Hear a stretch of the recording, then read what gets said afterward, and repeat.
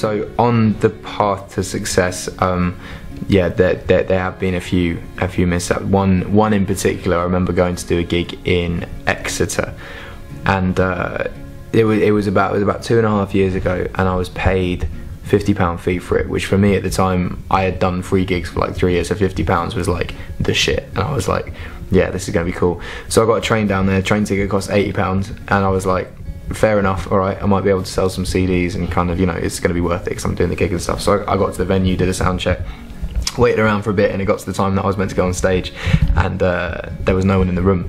And the sound engineer was like, you know what, you can wait half an hour and we'll see if people turn up and then you can go on stage. And I was like, oh cool, thanks man. Waited a bit longer, no one was in the room. Sound man was like, yeah, you can probably wait another 15 minutes and get away with it, but we have another band coming on after you, so it can't be too long, go on. So we waited another 15 minutes, no one turned up. So I got on stage and I played the gig to the sound engineer, which I was kind of fine with, it was just kind of practice. But then I got to the train station afterwards and had missed my train because I'd waited 45 minutes.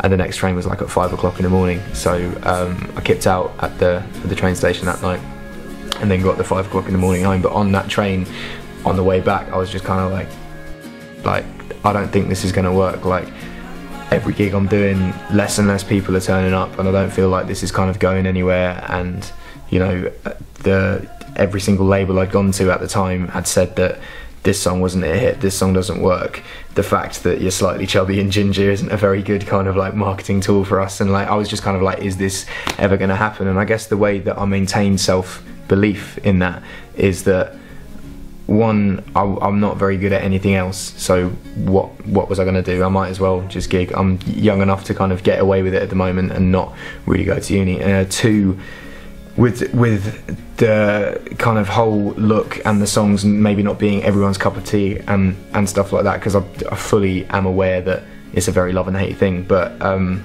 it's very important to stay individual and stay yourself. And if there are things that are weird about you that don't quite fit in, or if there are things that, you know, you're not too comfortable with and other people say that you should change, you should keep them, because being an individual makes you stand out from a crowd. So me having bright ginger hair and playing a small guitar, every time that I do a gig, regardless of wherever it was and whether people like my stuff or not, they would remember the short, chubby, ginger, white kid with a guitar that came in and sung songs about, you know, Shrek and stuff like that. So the individual thing, and lastly on the self-belief thing is, like, no one else is going to do it for you.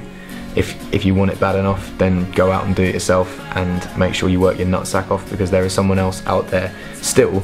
There's someone else out there that will take that spot from you and will work harder than you. So for me, I was that kid. So if there was a singer-songwriter that was doing better than me, I'd make sure that I worked harder than them. And now that I'm in the position that I'm in, I know that there's 50 kids who are just as good as me, who, if given the opportunity, will take my place. So I have to make sure that I work just as hard now. I guess that's how you maintain self-belief with that. But yeah. Thank you very much.